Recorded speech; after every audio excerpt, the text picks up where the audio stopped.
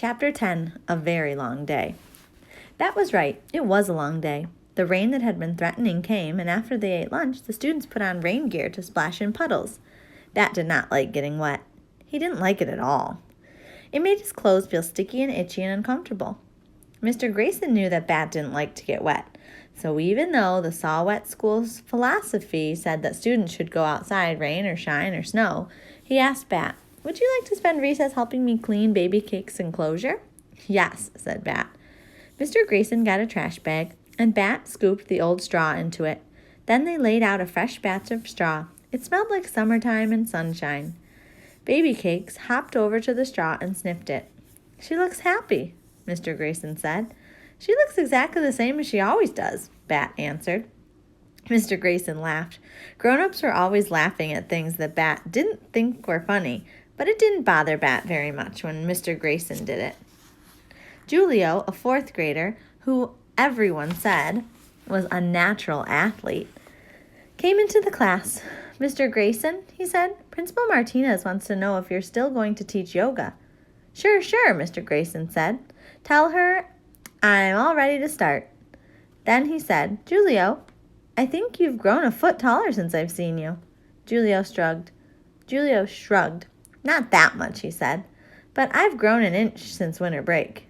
"I'm not surprised," Mr. Grayson said. "That was 3 months ago." Bat thought about time as he followed Mr. Grayson to the yoga room, and as he sat on his mat in the butterfly pose. 3 months, he guessed, could be a little bit of time or a really long time, depending on who you were. For instance, a monarch butterfly born in the summer only lives about 6 weeks, so 4 months would feel like forever. But a monarch butterfly born in the winter might live for 8 months, so 4 months would just be half its life. And if you were a boy with a skunk kit that you were only allowed to keep for 1 month, time was sure to pass by much, much too quickly. Bat considered telling Mr. Grayson about the life cycle of the monarch butterfly, but the teacher was busy unlacing his orange high tops and getting ready to lead the group in yoga. He decided he would talk about monarch butterflies with Mr. Grayson later. But the right later never happened. After yoga, they went back to the 3rd grade room for reading circle. After reading circle, they worked on their volcano projects, which Bat had not been looking forward to. Groups of 4 kids had to work together to build a volcano. Mr. Grayson called it collaborative art. Bat did not like collaboration. He liked to do things by himself. That way, if something did turn out the way he wanted it to, or if something didn't turn out the way he wanted it to, there was no one else to be mad at. And if he wanted to take it apart and start over, no one could tell him not to. But Mr. Grayson wouldn't let Bat be a group of 1. The problem was that no one else in the group seemed to care as much as Bat did. 3 times before 2:45, when class was finally over for the day, Bat's group said, "Mr. Grayson, Bat won't let us help." "I don't need help," Bat told Jenny when she complained for a second time. "It's a group project," she said. "You have to let us help." Israel, who was in Bat's group, kept asking him all kinds of annoying questions like, "Hey, Bat, do you think the lava is red enough?" And, "Bat, can you pass me the paste?" Bat ignored the lava question.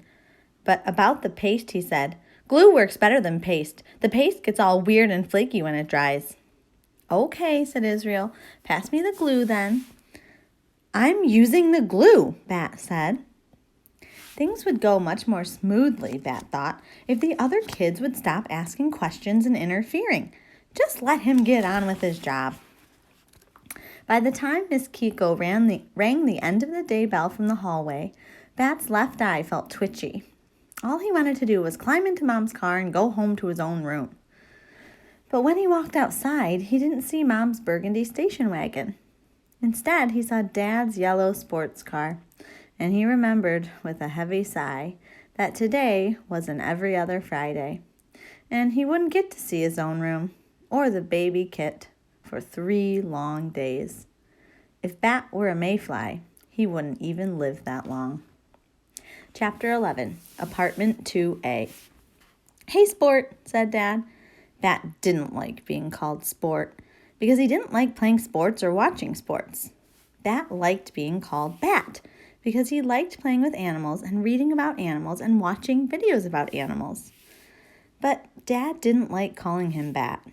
When he wasn't calling Bat Sport, he always called him Bixby Alexander. "It's a great name," he liked to say. It was an okay name.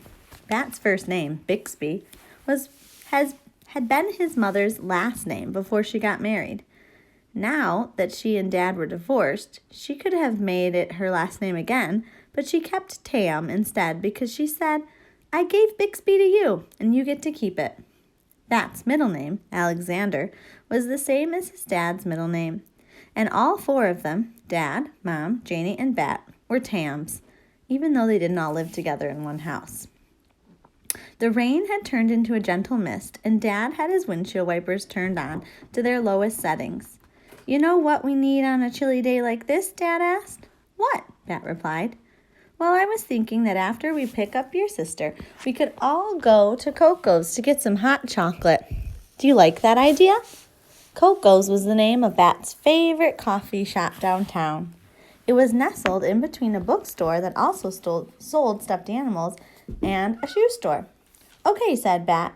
They drove under a little bridge and through downtown. Because of the rain, fewer bicyclists crowded the streets, and it didn't take Bat's dad very long to get to Janie's school.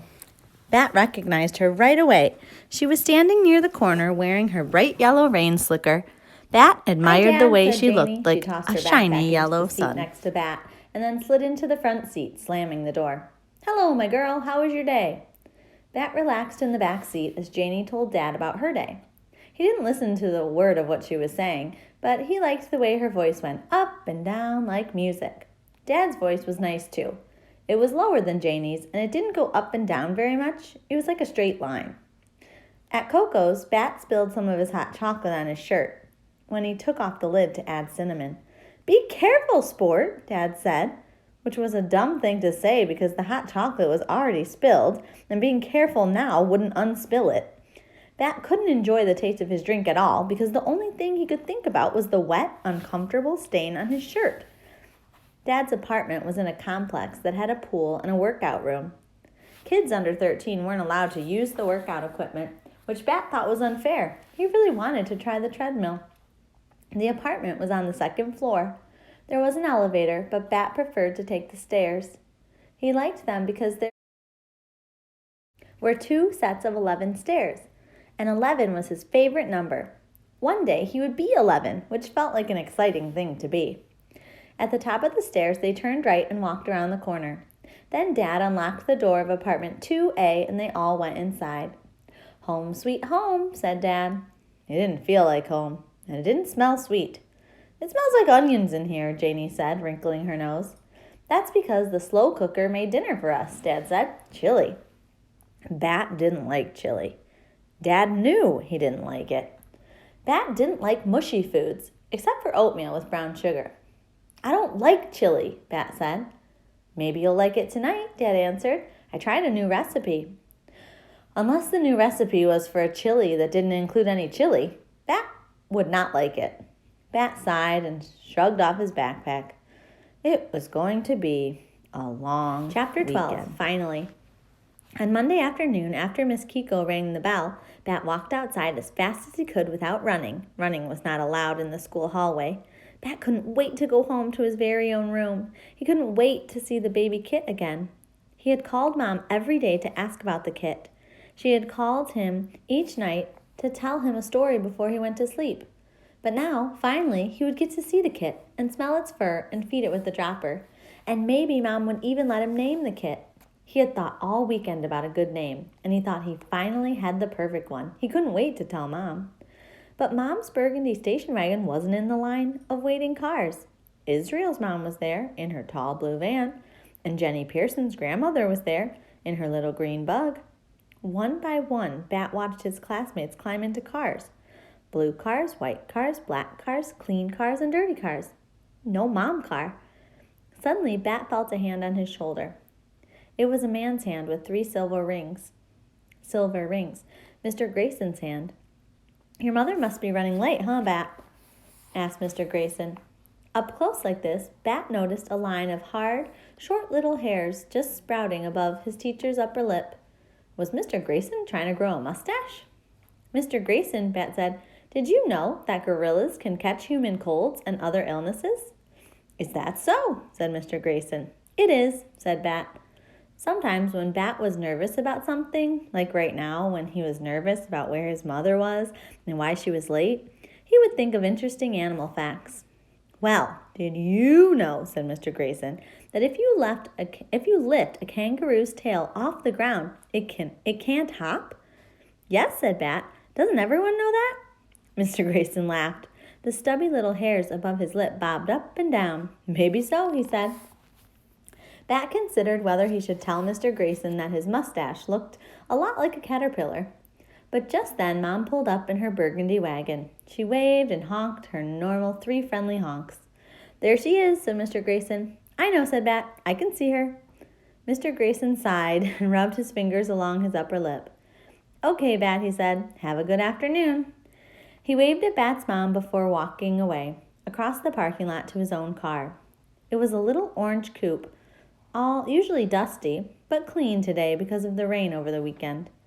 Bat opened the back door of the station wagon and climbed in, slipping out of his backpack before he shut the door. Hello, Bat, said Mom. Hello, said Bat. He buckled his seatbelt. You're late. I know, Mom said. I'm sorry. She turned around from the front seat to smile at him. I missed you, she said. Then she turned back around and started driving home. I missed you too, Bat said. Dad made chili and wouldn't let me watch the Animal Channel because there was a basketball game, and Janie was busy all weekend practicing that song for her stupid play. Janie loved to sing and dance and act. She was getting ready to audition for the role of Alice in Alice in Wonderland, her school's spring play. Is she getting good at her audition song? Mom asked. I don't know, Bat said. How's the baby Kit? Is he at home? Yes, said Mom. I set up an enclosure for him in the living room. Like Baby Cake's enclosure? Not that big, Mom said. As they turned the corner onto their street, Plum Lane, Bat saw Janie up ahead on the sidewalk. He could tell it was her by the way her dark brown ponytail swung side to side. Her hair was thick and straight like a horse's tail, which was why Bat liked it, even though he would never tell Janie.